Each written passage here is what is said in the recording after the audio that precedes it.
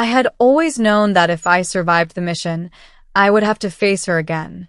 That thought stayed with me longer than the echo of plasma fire, longer than the screams in vacuum, longer than the cold sleep cycles that stole years from my life. It followed me through the dark corridors of the exploration vessel Aquila, whispered through the hum of its engines, and waited patiently in the quiet moments when I pretended I could forget. Princess Lyria of Vashka, the alien princess I had abandoned. The mission itself was never meant to be personal. That was the lie I told myself when I accepted it. A deep-range expedition beyond map space, investigating an anomalous energy signature near the Keled Rift. High risk, long duration, minimal chance of return. The kind of mission you take when you want distance from people, from consequences, from your own mistakes. From her. Before the mission, my life had been entangled with Vashka in ways no human had ever expected. The Vashkins were not hostile, but they were proud, ancient, and bound by traditions older than Earth's recorded history. Their royal family was revered not only as leaders, but as biological anchors of their species' stability. Princess Lyria was next in line for the throne, a symbol of continuity in a fragile galaxy. And she had trusted me. I first met her as a liaison officer assigned to the Vashkin capital, a city of crystalline spires grown rather than built. I was young then, still idealistic enough to believe diplomacy was clean work. Lyria had been curious about humans, our short lives, our emotional volatility, our tendency to gamble everything on hope. She asked questions no one else dared to ask. She laughed easily, but thought deeply. Where other Vashkins saw me as a useful outsider, she saw me as a person. Over time, curiosity became companionship. Companionship became something far more dangerous.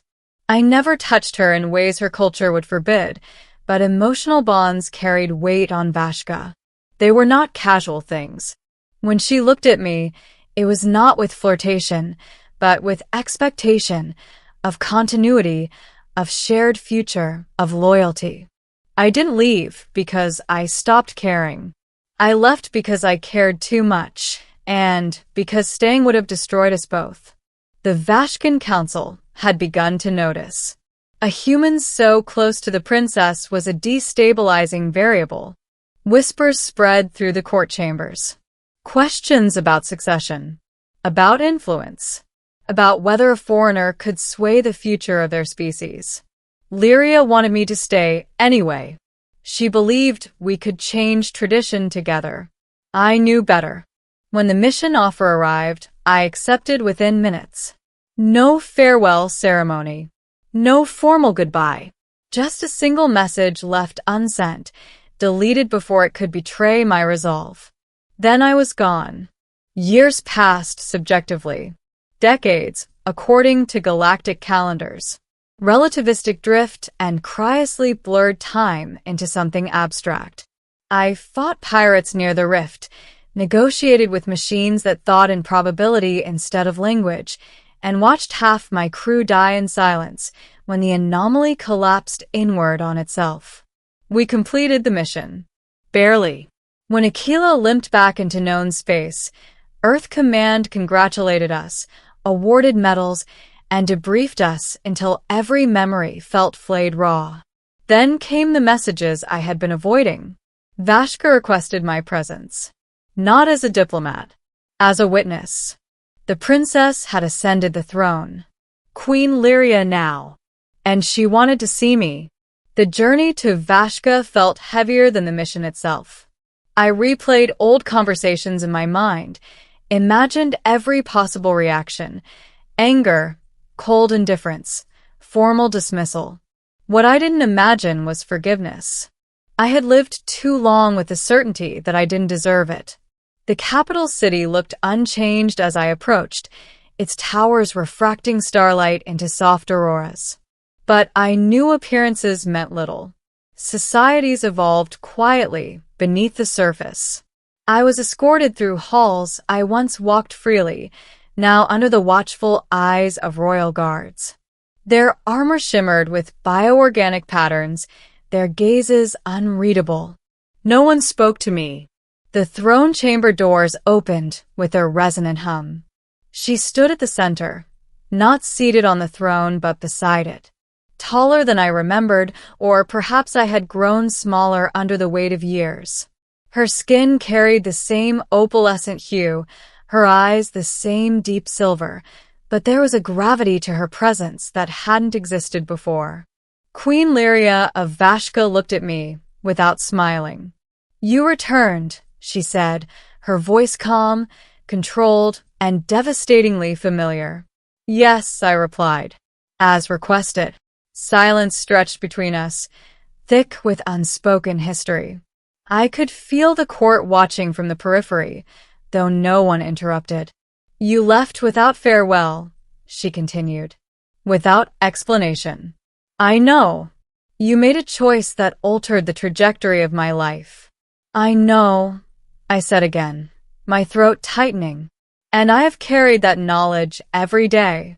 She studied me, not as a lover might, but as a ruler assessing a long-delayed variable. "Do you regret it?"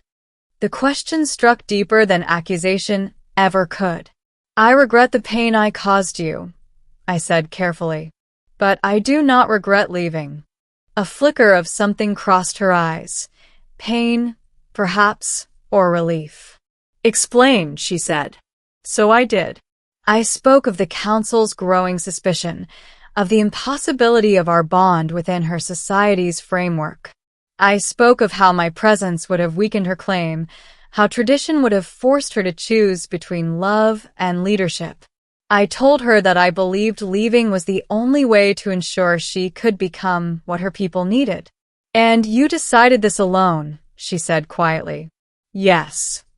"That," she said, "is what hurt the most." Her words were not shouted. They didn't need to be. They landed with the weight of truth. "I was not angry because you left," she continued. "I was angry because you denied me the choice." I had no defense for that. Only silence. She turned away from me then, facing the throne. "Vashka has changed since your departure. We have opened trade routes, rewritten succession laws, allowed for emotional bonds beyond traditional pairings.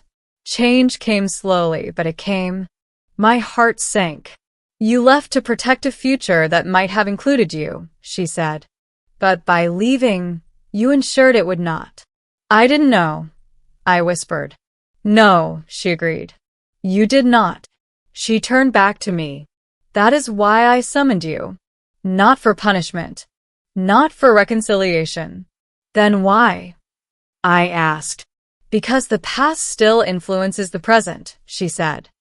"And unresolved bonds destabilize rulers as much as enemies do." She approached me, stopping just short of arm's length. For the first time since I entered the chamber, her voice softened. "I needed to see you," she said, "to know whether the man I once trusted still exists." "And?" I asked. She looked into my eyes, searching. "He does. Older, more scarred, but still guided by principle." I exhaled a breath I hadn't realized I was holding. "There can be no return to what we were," she said firmly. "I am queen. You are human. Our paths diverged long ago." "I understand," I said, though part of me ached at the finality of it. "But abandonment," she added, "does not always mean betrayal. Sometimes it is an act of flawed protection." Her words surprised me. "I was young when you left," she said. "I believed love required presence at all costs. Now I understand that leadership often requires absence, sacrifice, and unbearable choices." She paused. "In that way, you prepared me more than you know." The court murmured softly, sensing the shift in tone. "I forgive you," Queen Lyria said. The words hit harder than any condemnation. Forgiveness was not release, it was responsibility. It meant the past no longer defined us, but neither could it be erased. I don't expect forgiveness, I said. But thank you. She inclined her head slightly. You will remain on Vashka for 3 cycles as an honored guest. Not as my companion, but as an observer. You'll see what became of the future you helped shape. I would be honored, I replied. As guards escorted me away, I glanced back once more. She had returned to the throne, every inch the ruler her people needed. Strong, composed, whole. And yet, as our eyes met one last time, there was something unspoken there, not longing, not regret, but understanding. Later, alone in the guest quarters overlooking the city, I finally allowed myself to reflect. I had come expecting judgment and found closure instead. Not the kind that erases pain, but the kind that gives it meaning. I realized then that abandonment is not always the absence of care. Sometimes it is the cost of believing someone can grow beyond you. The mission had changed me. The galaxy had changed her. And though we would never share the future we once imagined, we had shaped each other into people capable of bearing greater burdens. When I eventually left Vashka again, this time with a proper farewell, I carried no unresolved guilt, only gratitude. I had returned from a mission to face the alien princess I abandoned, and I left having finally understood what it meant to let go. My final day on Vashka arrived quietly. No alarms, no ceremonies, just the slow rise of the twin suns and the city's crystalline towers catching their light like held breath. The guest quarters felt emptier than they had when I arrived. Over the 3 cycles I had remained, I had walked the markets, spoken with scholars, and watched children who had never known of Vashka untouched by galactic influence. The world had grown forward without me, just as Lyria had. That knowledge no longer hurt. It steadied me. On the morning of my departure, a summons arrived, not formal, not public, a private audience. The queen received me not in the throne chamber, but in the sky garden, a place once reserved for heirs before their ascension. Floating terraces drifted slowly through open air, connected by living bridges that responded to footsteps. This was where she had once asked me what Earth's skies looked like. She stood at the edge of the platform, hands folded behind her back. You leave today, she said, not turning. Yes, I replied. Good, she said softly. Endings should not linger longer than necessary. I joined her at the railing. Below us, the city moved in gentle rhythms, orderly, alive, unafraid. She had given them that. I wanted to say something, she continued. Not as queen. As the woman who once waited for you to return. I didn't interrupt. I knew better now. When you left, she said, I believed abandonment meant being unworthy of staying for. It took many years to unlearn that belief. Her eyes met mine. Your absence forced me to define myself without leaning on what I felt for you. Painful as it was, it forged independence, clarity, strength. I never wanted to be your lesson, I said. I know, she replied, but meaning does not always require intention. She reached into the folds of her robe and produced a small data crystal, Vashkan design, faceted and faintly glowing.